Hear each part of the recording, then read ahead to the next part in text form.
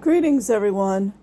So, I've been wanting to start this series for a while, and I don't like the word expert, but I have really studied narcissism and toxic traits for almost 10 years. My background is in social work. I'm not a counselor, but I do know a lot about human behavior. And in sharing my stories with you guys, I hope that I can help you.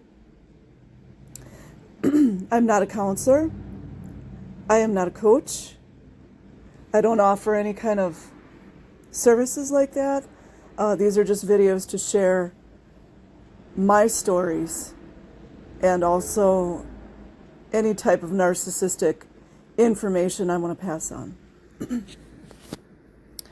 So the first one that I want to share today is narcissists love to implant doubt into you. They absolutely live for it because it is imperative for them to move forward. You must feel lesser than. And really what they're doing is they're projecting their low self-esteem and their self-doubt onto you. But that's how they operate. Sorry. So, the other day I went to a store. And I ran into a person that I know. Because I go to the store, often.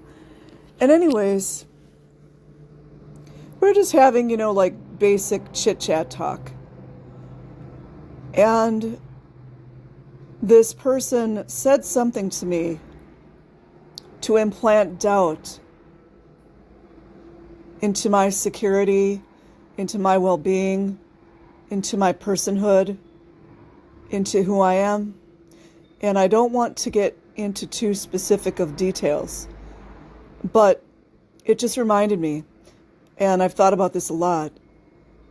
It's so important to them to implant doubt into you.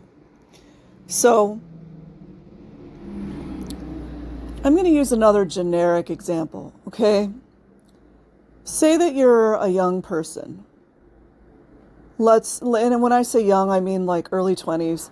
That's like the time when you're kind of trying to figure out where your life is going, what career you want to choose, whether you want a business, etc. So you're telling a narcissistic, let's use a friend. You're telling a narcissistic friend that you're really excited because you've been accepted at your local university to go to school for engineering. And because you come from a family of lesser means, you're a little bit concerned, how am I going to pay for this? But you definitely have the fortitude, you have the intellect, you have the discipline that it will take to become an engineer. And a narcissistic friend is going to say to you, why would you want to waste your time on that? Just get a normal job like everyone else. Well, I guess that's not really implanting doubt. That's minimizing. Oh, okay, let me think here.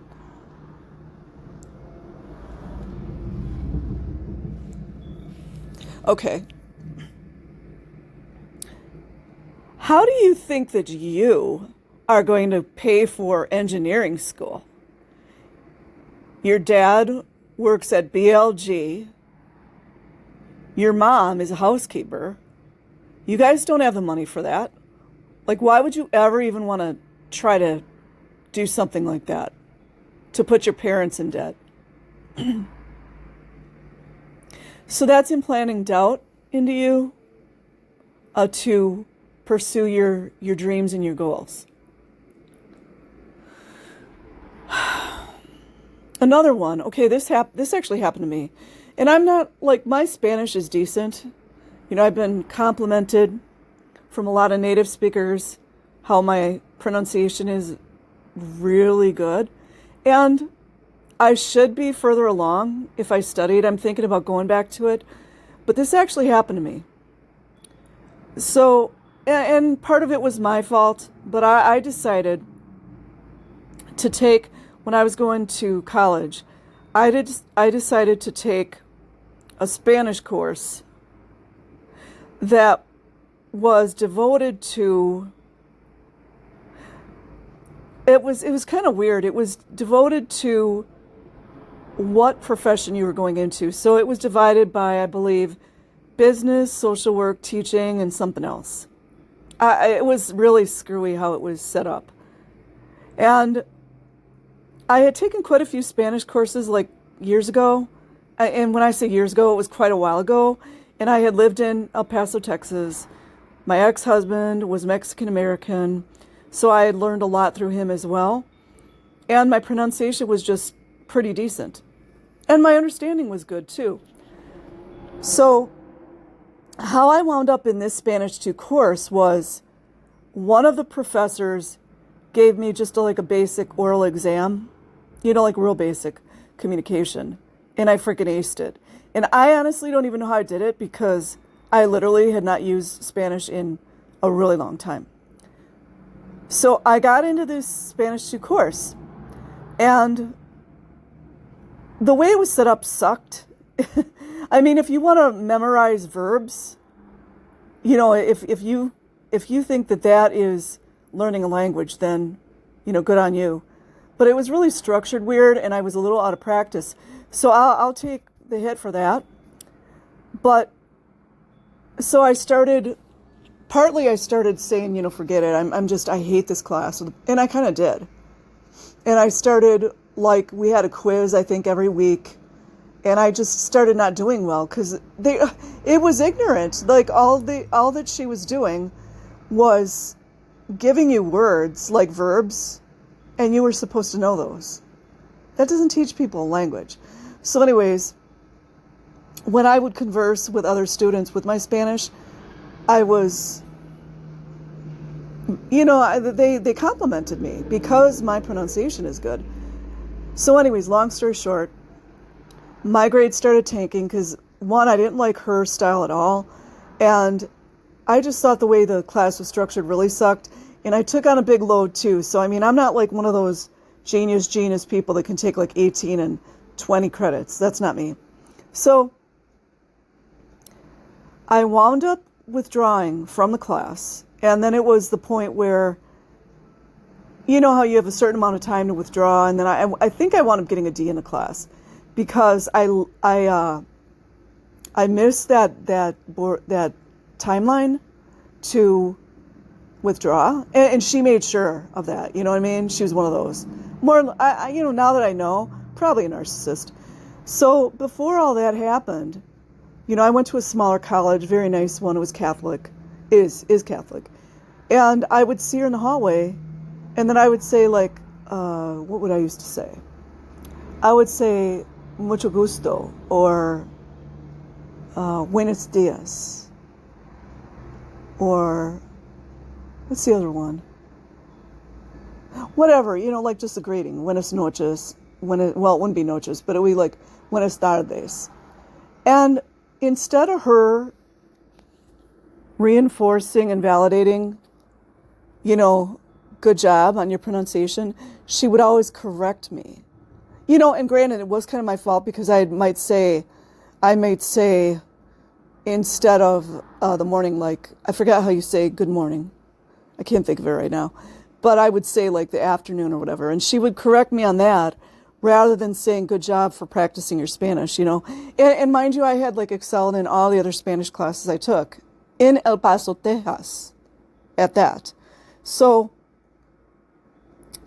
the point that I'm trying to make here, so I wind up withdrawing. I can't remember. I know I was going to get a D. I think maybe I did. It just freaking tanked my GPA, of course, because that's the shit they do, right? So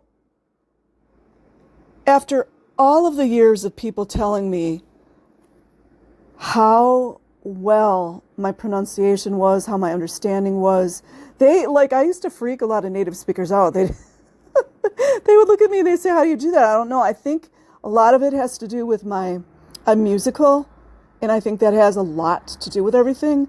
But I always did have, a talent with certain languages, especially Spanish. So this bitch, at the end of when I was, getting the paper signed and whatever, like I'm withdrawing, she makes it a point to tell me that Spanish is not something that I should be pursuing, and that she tried to make me feel really bad that my Spanish, the grasp of the language, I wasn't good. Mind you, I excelled on that Spanish 2 verbal test. So I was strong enough in myself at that point to know my strengths and to know what I'm good in, that what she said didn't bother me in the slightest. And in retrospect, I'm sure she was a narcissist. She was a Caucasian woman. Yes, she had the mentality to understand and put the words together. But when I tell you her pronunciation sucked, it sucked. So that's, I went around the way. But the point of what I'm trying to make is they really want to instill doubt in you. And what they especially like to do is instill doubt into you for the things that you're very good at, your talents, your abilities. I know Ollie Matthews talked about how, because his wife, she's an amazing artist, and her abuse was just so horrible. But her parents did that to her. She's an amazing artist. And they constantly just berated her and told her how she was no good and really, really damaged her self-esteem. So they love to instill doubt. So always keep that in the back of your mind. I'm going to bring another story later. I got a few in my head. I'm kind of on a roll. And I'm doing some cooking today. So I hope you all have a good day or a good night wherever you are. And always remember, avoid the narcissist. Peace.